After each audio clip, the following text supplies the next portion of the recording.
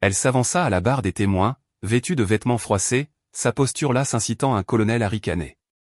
C'est un tribunal, pas un confessionnal. Lorsque Marissa baissa la tête et répondit trop doucement, le juge frappa son marteau. Parlez plus fort. Vous croyez qu'un murmure suffit? La salle éclata de rire. Certains officiers secouèrent la tête. Probablement juste une autre employée de la logistique qui essaie de se rendre importante. Mais à l'instant où elle murmura 4 syllabes, Vox Delta 90, l'air se figea. Un signal d'urgence fut envoyé, et le système central commença à clignoter. Voix confirmée. Le rire s'éteignit comme si quelqu'un avait coupé l'interrupteur. 2 agents de sécurité à l'arrière, tous 2 en uniformes impeccables avec des oreillettes pendantes, échangèrent un regard. L'un tâtonna pour son téléphone crypté, ses doigts tremblants alors qu'il tapait un code. L'autre recula, ses bottes grinçant sur le sol poli, et murmura quelque chose à son partenaire. Le juge, un homme aux cheveux gris avec un visage comme de la pierre burinée, se pencha en avant, ses lunettes glissant sur son nez. « Qu'avez-vous dit » demanda-t-il, sa voix plus lente maintenant, comme s'il savourait chaque mot. Marissa se tenait là, les mains jointes devant sa vieille jupe grise, sa peau pâle presque luisante sous les lumières du tribunal.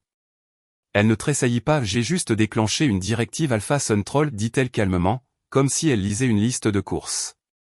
Le système de vérification répondra dans les 60 secondes. Un greffier en blazer défraîchi, sa cravate légèrement de travers, se tenait près de la table d'épreuve, triant des papiers avec une expression d'ennui. Il jeta un coup d'œil à Marissa, puis renifla assez fort pour que le premier rang l'entende. Elle joue aux espions, marmonna-t-il à un net voisin, sa voix dégoulinante de moquerie. Vêtements froissés, pas de maquillage. Je parie que c'est juste une employée de bureau qui a entendu un code une fois. Laide, une jeune femme aux ongles rouges vifs et au sourire suffisant, hocha la tête et murmura en retour, elle doit croire qu'elle est dans un film.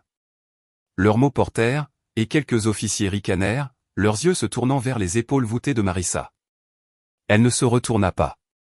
Au lieu de cela, elle ajusta sa jupe, ses doigts effleurant l'ourlet effiloché, et se tint un peu plus droite, son regard fixé sur l'écran clignotant. Le rictus du greffier vacilla lorsqu'il remarqua ses mains fermes, mais il se reprit, jetant un autre dossier sur la pile. La pièce resta silencieuse, trop silencieuse. Un jeune soldat dans le coin, à peine assez âgé pour se raser, bougea sur son siège, ses yeux dardant les officiers plus âgés. Il se pencha vers le gars à côté de lui, un soldat longiligne avec un tic nerveux, et marmonna, de quoi parle-t-elle? Qui archive? Ça ressemble à du charabia inventé. Le soldat hocha la tête, mais son sourire suffisant s'effaça quand il vit le visage du colonel. Le colonel, un homme à la poitrine large avec le torse couvert de médailles, ne riait plus. Sa mâchoire se serra, et il regarda Marissa comme si elle venait de dégoupiller une grenade. L'écran au mur, un moniteur massif qui affichait des dossiers de cas, clignota. Une seule ligne de texte apparut, vérification de code en cours. La pièce semblait retenir son souffle. Marissa ne bougea pas. Elle ne regarda ni l'écran, ni le juge, ni les officiers qui chuchotaient à l'arrière. Elle resta simplement là, sa silhouette menue légèrement courbée, ses cheveux noirs lâches tombant sur une épaule. Les plis de sa blouse semblaient crier qu'elle n'était pas à sa place ici, qu'elle était décalée parmi les uniformes amidonnés et les porte-documents polis. Mais ses yeux sombres et fatigués, contenaient autre chose. Pas de peur, pas de colère, juste de la certitude, comme si elle savait quelque chose que le reste d'entre eux ignorait. Le juge s'éclaircit la gorge, essayant de reprendre le contrôle. « Jeune femme, dit-il, sa voix sèche. Ceci est une procédure sérieuse. Vous ne pouvez pas simplement entrer ici et lancer des codes aléatoires. » Une sténographe, ses cheveux striés de gris et ses doigts posés sur sa machine, laissa échapper un soupir aigu. « C'est une perte de temps, dit-elle à voix basse, assez fort pour que le premier rang l'entende. Elle gagne du temps. Regardez-la. Elle peut à peine se tenir droite. » Quelques officiers hochèrent la tête, leurs lèvres se tordant en sourire narquois. Rouhan, un major à la coupe de cheveux impeccable et à la montre en or, se pencha vers son collègue et murmura, « Je parie qu'elle n'a que des histoires de vieux boulot de base. » Les doigts de Marissa tressaillirent sur le côté, mais elle ne répondit pas. Au lieu de cela, elle fouilla dans son sac, en sortant une petite photo froissée d'une base désertique au coucher du soleil, ses bords usés par des années de manipulation. Elle la regarda une fraction de seconde avant de la ranger, son visage impénétrable, mais ses épaules se tendirent juste assez pour être remarquées. Avant qu'il ne puisse finir, l'écran clignota en rouge. Un nouveau message apparut, voix confirmée. Entité protégée, ne pas interroger. Les mots frappèrent la pièce comme une onde de choc. Des officiers se levèrent, des chaises raclant le sol. Une capitaine, ses cheveux blonds tirés si fort qu'ils semblaient douloureux, arracha son casque et le jeta sur la table. C'est impossible, marmonna-t-elle, sa voix assez forte pour être entendue. La greffière, une femme nerveuse avec des lunettes trop grandes pour son visage, commença à taper frénétiquement sur son clavier, effaçant la transcription ligne par ligne. Un major au premier rang, le visage rouge de trop d'années de stress, balbutia, c'est une voix de vérification nationale. Le genre que vous n'êtes pas autorisé à enregistrer. Toutes les accusations contre Marissa ont été marquées et suspendues indéfiniment à l'écran. Elle ne sourit pas. Elle n'acquiesça pas. Elle dit simplement, je vous ai dit que je n'étais autorisé à parler que lorsque permis. Et, avant de continuer, peux-tu me faire une petite faveur? Prends ton téléphone, clique sur le bouton j'aime, laisse un commentaire ci-dessous et abonne-toi à la chaîne. Cela signifie beaucoup pour continuer à partager des histoires comme celle-ci, des histoires de personnes qui ont traversé l'épreuve du feu et en sont sorties plus fortes. C'est juste une petite façon de rester connecté, de continuer ce chemin ensemble. Bien, revenons à Marissa. Le colonel n'avait pas fini. Il se pencha en avant, ses médailles tintant contre la table, et claqua, vous croyez que 4 mots peuvent vous sauver des accusations de destruction de dossiers classifiés? Sa voix dégoulinait de mépris, comme s'il parlait à un enfant pris en flagrant délit de mensonge. Un membre du Congrès, assis dans la galerie d'observation, un homme en costume sur mesure avec un bronzage artificiel et un sourire qui n'atteignait pas ses yeux, frappa son poing sur la table. Nous avons l'autorité de vous détenir pour obstruction aux procédures judiciaires, dit-il, sa voix assez forte pour faire sursauter le jeune soldat. La capitaine, celle au chignon serré, ricana. Elle a probablement lu un vieux rapport et veut maintenant devenir célèbre, dit-elle en roulant des yeux. La salle murmura son accord, un faible bourdonnement de jugement. Un officier plus âgé, son uniforme affaissé par des années d'usure, se leva et désigna Marissa. Vous n'êtes personne, dit-il, sa voix rauque d'indignation. Pas d'habilitation, pas de dossier, juste un fantôme d'une base oubliée. Ces mots piquèrent, et quelques autres hochèrent la tête, leur visage se durcissant. La sténographe sourit, ses doigts tapant plus vite, comme si elle était impatiente d'enregistrer cette humiliation. Les lèvres de Marissa s'entr'ouvrirent, mais aucun son n'en sortit. Au lieu de cela, elle inclina légèrement la tête, ses yeux se fixant sur les officiers. Pendant un instant, la pièce sembla rétrécir, son regard transperçant le bruit. Elle ne parla pas. Elle n'en eut pas besoin. Son silence était plus fort que son accusation, et l'officier s'assit, le visage rougi, ses mains tâtonnant son stylo. Marissa n'argumenta pas. Elle n'éleva pas la voix et n'essaya pas de se défendre. Elle recula simplement, ses chaussures usées silencieuses sur le sol, et plaça sa main sur son front, comme si elle se protégeait les yeux du soleil. Ce n'était pas un salut. Ce n'était pas un geste que quiconque dans la pièce reconnaissait, mais cela semblait délibéré, comme un signal à quelqu'un ou quelque chose bien au-delà du tribunal. L'écran clignota de nouveau, et les mots « vérification de code en cours » pulsèrent en lettres grasses. Le visage du membre du Congrès pâlit. Il desserra sa cravate, ses doigts tâtonnants. La capitaine cessa de sourire. Les yeux du colonel se plissèrent, mais il ne dit plus un mot. Marissa resta là, ses mains toujours sur son front, attendant. Au fond de la pièce, un entrepreneur civil en costume bon marché s'appuya contre le mur, les bras croisés, un sourire narquois jouant sur ses lèvres. Elle bluffe, dit-il à l'aide à côté de lui, assez fort pour que la moitié de la pièce l'entende. J'ai vu son genre, une employée de bas niveau qui se croit spéciale, défaite parce qu'elle a classé des papiers dans une base. L'aiderie, un son aigu et mordant, et ajouta, regardez cette jupe. Elle n'a rien à faire ici. Quelques têtes se tournèrent, leurs yeux parcourant les vêtements simples de Marissa. Elle ne réagit pas, mais ses doigts se resserrèrent autour de la bandoulière de son sac, le cuir usé par des années d'utilisation. Lentement, elle posa le sac sur le sol, ses mouvements précis, et se redressa, sa posture n'étant plus voûtée. Le sourire narquois de l'entrepreneur s'effaça, ses yeux se plissant alors qu'il percevait le changement d'attitude. Le silence s'étira, lourd et inconfortable. Un greffier à l'arrière, un gars maigre avec une mauvaise coupe de cheveux, laissa tomber son stylo, et le son résonna comme un coup de feu. Personne ne rit cette fois. Le jeune soldat murmura de nouveau au soldat, « Qu'est-ce qui se passe? Est-elle réelle ?» Le soldat ne répondit pas. Il fixa simplement l'écran, la bouche entr'ouverte. Puis l'écran redevint rouge. Une nouvelle notification apparut, voix confirmée.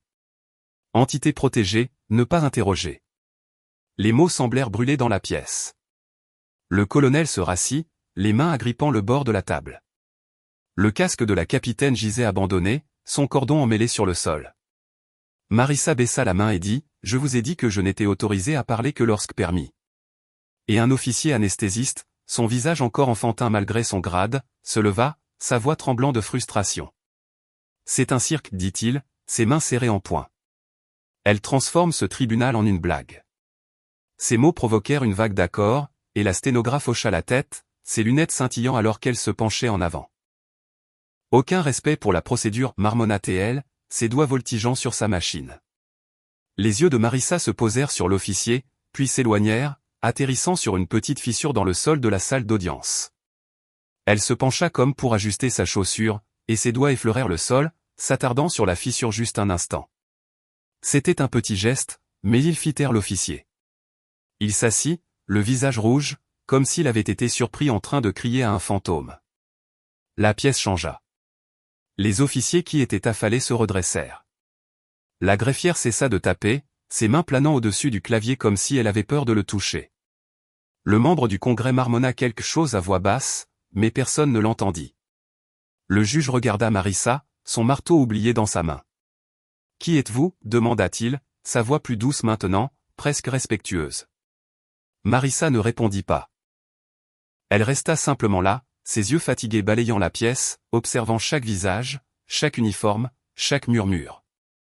Elle n'avait rien à dire. L'écran l'avait fait pour elle. Mais il n'en avait pas encore fini avec elle. Un membre du jury, un homme nerveux avec une coupe en brosse et une voix rocailleuse, se pencha en avant. « Dites un autre code, défia-t-il, ses yeux brillants de suspicion. « Où est-ce le seul tour que vous connaissiez ?» La pièce s'agita de nouveau, comme un chien se secouant de l'eau. Les murmures s'élevèrent plus aigus maintenant, l'accusant d'avoir tout mis en scène pour échapper à ses responsabilités. Pas de badge de grade, pas de dossier de paix, marmonna un lieutenant, assez fort pour que tout le monde entende. Rien qu'une voix faible. La capitaine hocha la tête, ses lèvres se tordant de nouveau en un sourire narquois. Si elle a vraiment une habilitation de communication, qu'elle la montre, dit-elle en croisant les bras. Une journaliste dans la galerie, son carnet ouvert et son stylo prêt, ne put résister. Cela ne mène nulle part, dit-elle à voix haute, sa voix sèche d'impatience. Elle fait perdre le temps de tout le monde avec son numéro. Pas étonnant qu'elle n'ait pas d'avocat. Elle n'a rien à dire. Les mots traversèrent la pièce, et quelques officiers applaudirent, leurs mains claquant ensemble comme un défi. La tête de Marissa s'inclina légèrement, ses yeux rencontrant ceux de la journaliste un bref instant. Elle ne parla pas. Au lieu de cela, elle fouilla dans sa poche, en sortant un petit porte-clés terni avec un seul breloque, une étoile fanée. Elle le tint dans sa paume, son pouce l'effleurant, et les applaudissements de la journaliste cessèrent, son stylo figé en l'air. Marissa ne broncha pas. Elle s'avança vers la table d'épreuve, son mouvement lent et délibéré, comme si elle marchait dans l'eau. La table était encombrée de dossiers, de chemises et d'une seule enveloppe argentée, triple scellée à la cire rouge. Elle la prit, ses doigts fermes, et se dirigea vers le banc du juge. La pièce observait, tous les yeux fixés sur elle. Elle plaça l'enveloppe devant le juge et murmura, « Code de réponse de niveau 3, Phoenix Echo Theta. » Sa voix était si douce qu'elle portait à peine, mais elle n'en avait pas besoin. Les mots tombèrent comme une pierre dans l'eau calme, des ondulations se propageant dans la pièce. Le juge hésita, sa main planant au-dessus de l'enveloppe. Il rompit les seaux un par un, la cire craquant sous ses doigts. À l'intérieur se trouvait une seule feuille de papier, ses bords usés, mais son texte clair. Il la lut, ses yeux s'écarquillant, sa bouche s'ouvrant légèrement. « C'est une directive que seul le commandant suprême peut émettre, dit-il, sa voix tremblante. » Le colonel se leva, sa chaise raclant bruyamment. « Elle avait le pouvoir de suspendre une opération entière, demanda-t-il, sa voix se brisant. L'enveloppe portait l'insigne du programme voix clé, démantelé il y a 7 ans, du moins le pensait-on. Marissa murmura, cette directive ne se réactive que lorsque je vocalise le code à la bonne fréquence. Dehors, des sirènes hurlèrent. L'opération Désert Rouge, une initiative militaire de plusieurs milliards de dollars, venait d'être annulée. Et un technicien dans le coin, son ordinateur portable ouvert et ses lunettes embuées de stress, frappa ses mains sur la table. Elle a piraté le système, cria-t-il, sa voix aiguë et paniquée. Personne n'a plus ce genre d'accès. Pas depuis la fermeture du programme. Son accusation déclencha une vague de murmures, et le major à la montre en or hocha vigoureusement la tête. C'est une fraude, dit-il, désignant Marissa. Elle nous joue tous. Marissa ne cligna pas des yeux. Elle se tourna légèrement, ses yeux rencontrant ceux du technicien, et croisa lentement les mains devant elle, ses doigts entrelacés. Le geste était si calme, si délibéré, que les cris du technicien faiblirent, ses mains tombant sur les côtés alors que les sirènes dehors devenaient plus fortes. La pièce éclata dans le chaos. Les officiers se crièrent les uns les autres, exigeant des réponses. Le membre du Congrès était au téléphone, sa voix basse et urgente. Le sourire narquois de la capitaine avait disparu, remplacé par un air de pur choc. Le jeune soldat dans le coin semblait sur le point de pleurer. Elle l'a arrêté, murmura-t-il au soldat. Elle a tout arrêté. Le soldat ne répondit pas. Il fixa simplement Marissa, les mains serrées en poing. Le juge brandit le papier, ses mains tremblantes. Ceci porte la signature du commandement interarmé, dit-il, sa voix à peine audible. Comment avez-vous cela? Marissa ne répondit pas. Elle n'en avait pas besoin. Les sirènes dehors devinrent plus fortes, leur hurlement traversant les murs du tribunal. L'écran clignota de nouveau, affichant un nouveau message, Opération Désert Rouge terminée. Tout le personnel en attente de débriefing. La pièce redevint silencieuse, mais cette fois ce n'était pas le choc. C'était la peur, le genre de peur qui vient quand on réalise qu'on a gravement mal jugé quelqu'un. Marissa recula du banc du juge, ses mains jointes de nouveau devant elle, son visage calme. Elle ne jubilait pas. Elle ne sourit pas. Elle attendit simplement. La capitaine ne supportait plus. Elle se leva, sa chaise cliquetant sur le sol. Si vous êtes si puissante, claqua-t-elle, sa voix tremblante de colère, pourquoi vivre cachée? Pourquoi vous laisser convoquer comme une citoyenne ordinaire? Ces mots étaient perçants, mais il y avait une fêlure en eux, comme si elle essayait de se convaincre. La pièce se tourna vers Marissa, attendant qu'elle flanche. Elle ne le fit pas. Elle regarda la capitaine, ses yeux fatigués et stables, et dit, « Parce que vous avez oublié que j'existais. » Les mots planèrent dans l'air, simples et lourds. La capitaine ouvrit la bouche, puis la referma, son visage rougit. Un garde de sécurité près de la porte, son badge scintillant sous les lumières, s'avança, sa voix tonitruante. « Assez, dit-il, sa main posée sur son étui. Vous ne sortirez pas d'ici avec quelques mots magiques. » Son ton était épais de dédain, et quelques officiers hochèrent la tête, leur visage dur. « Ce n'est pas une opératrice, ajouta-t-il, désignant sa blouse froissée. Regardez-la. Elle n'est personne. » Les yeux de Marissa se posèrent sur son badge, puis revinrent à son visage. Elle fit un seul pas vers lui, son mouvement lent, et fouilla dans son sac.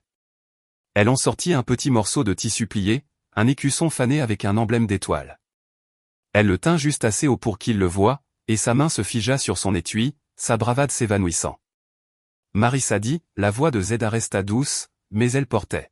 « J'ai quitté le système pour protéger des souvenirs, pas pour être honorée, dit-elle. Mais si vous osez me questionner, alors faites face aux conséquences de ce dont je me souviens. » Elle s'approcha du microphone une dernière fois, ses mains fermes alors qu'elle se penchait en avant. « Vérification vocale finale, dit-elle. Initiation du protocole d'urgence complet du système. » La pièce se figea. Des lumières rouges commencèrent à clignoter sur les murs, leur éclat projetant des ombres sur les visages des officiers. L'écran s'illumina d'un nouveau message, toutes les personnes présentes signalées pour exposition non sécurisée à la voix clé. Attendre le débriefing. Les portes de la salle d'audience se verrouillèrent avec un clic sonore. Une aide à l'arrière, son presse-papier tremblant dans ses mains, laissa échapper un rire étouffé. « C'est insensé, dit-elle, sa voix se brisant. Elle nous a tous piégés dans son petit jeu. » Ces mots étaient censés galvaniser la salle, mais ils tombèrent à plat. Les officiers autour d'elle se décalèrent inconfortablement, leurs yeux se tournant vers les lumières rouges clignotantes. Marissa ne répondit pas. Au lieu de cela, elle se tourna légèrement, son regard se posant sur une petite fenêtre où la lumière du soleil filtrait, attrapant la poussière dans l'air. Elle inclina la tête comme si elle écoutait quelque chose de lointain, et ses doigts effleurèrent le bord de sa blouse, lissant un pli avec un soin délibéré. Le rire de Led s'éteignit, son presse-papier glissant sur le sol. La panique se répandit dans la pièce. Le visage du colonel devint blanc. Il tendit la main vers son téléphone, mais un agent de sécurité le lui arracha. Le membre du Congrès se leva, sa veste de costume froissée, et tenta de se précipiter vers la porte. « C'est scandaleux » cria-t-il, mais personne n'écouta. La capitaine s'enfonça dans sa chaise, les mains couvrant son visage. Le jeune soldat regarda le soldat, sa voix tremblante. « Avons-nous le droit de partir » demanda-t-il. Le soldat secoua la tête, les yeux fixés sur Marissa. Elle ne regarda pas en arrière. Elle se retourna et marcha vers la sortie, flanquée de 2 agents en costume noir, leurs visages impénétrables. Le juge se rassit, son marteau oublié sur le banc. « Tout ce que je voulais, c'était qu'elle parle plus fort » murmura-t-il, sa voix à peine audible. Je n'aurais jamais pensé qu'elle ferait taire toute la pièce. L'écran clignota une dernière fois, affichant une liste de noms, chaque officier, chaque membre du jury, chaque personne qui avait parlé contre elle. Ils étaient tous enregistrés comme exposition non autorisée au protocole de la voix clé. Les conséquences étaient déjà en cours. Le téléphone du colonel vibra avec un message de son commandant. Son habilitation de sécurité était révoquée, avec effet immédiat. Le nom de la capitaine figurait sur une liste de surveillance classifiée, sa carrière gelée avant la fin de la journée. Le visage du membre du Congrès apparut sur une alerte de dernière minute ce soir-là, ses liens avec un entrepreneur de la défense louche exposé en ligne. Une femme dans la galerie, son sac de créateur serré fort, se leva et cria « Vous ne pouvez pas simplement partir. Vous nous devez une explication. » La pièce se tourna vers elle, certains acquiesçant, d'autres lançant des regards noirs. Marissa s'arrêta à la porte, sa main sur la poignée. Elle ne se retourna pas, mais ses épaules se redressèrent, et elle inclina la tête juste assez pour capter le reflet de la femme dans la vitre. « Je ne vous dois rien, dit-elle, sa voix douce, mais tranchante comme une lame cachée dans de la soie. » La femme s'assit, son sac glissant sur le sol, ses mains tremblantes. Les agents flanquant Marissa ne bougèrent pas, mais leur présence sembla grandir, remplissant l'espace autour d'elle. Marissa ne resta pas pour observer. Elle sortit du tribunal, ses chaussures usées silencieuses sur le sol de marbre. Les agents restèrent proches, les mains sur leurs oreillettes, leurs yeux balayant le couloir. Elle ne regarda pas en arrière. Elle n'en avait pas besoin. La pièce qu'elle laissait derrière elle se délitait, chaque personne aux prises avec le poids de ses propres mots. Le jeune soldat resta figé, les mains tremblantes. Il avait ri d'elle, l'avait traité de bouc émissaire. Maintenant, il ne pouvait plus s'empêcher de fixer l'écran où son nom clignotait en rouge. Le soldat à côté de lui murmura « Elle n'était pas juste de la logistique, n'est-ce pas ?» Le soldat secoua la tête, sa voix disparut. Dehors, les sirènes s'étaient tues, mais l'air était lourd, comme si une tempête arrivait. Marissa sortit au soleil, sa blouse saisissant la brise. Elle s'arrêta un instant, ses yeux se fermant alors que la chaleur lui caressait le visage. Une voiture noire s'arrêta, son moteur silencieux mais puissant. La porte s'ouvrit, et un homme en sortit. Il était grand, son costume simple mais parfaitement ajusté, son visage calme mais impénétrable. Il ne dit pas un mot. Il n'en avait pas besoin. Les agents reculèrent, leurs mains tombant sur les côtés. L'homme marcha vers Marissa et se tint à côté d'elle, sa présence changeant l'air autour d'eux. Personne dans la foule à l'extérieur n'osa parler. Il savait qui il était, son mari, le genre d'homme dont le nom n'avait pas besoin d'être prononcé.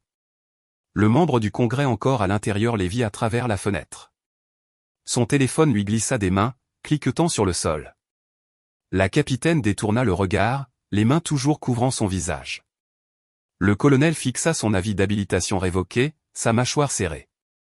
Le juge resta seul à son banc, l'enveloppe toujours dans sa main, ses seaux de cire brisés et éparpillés.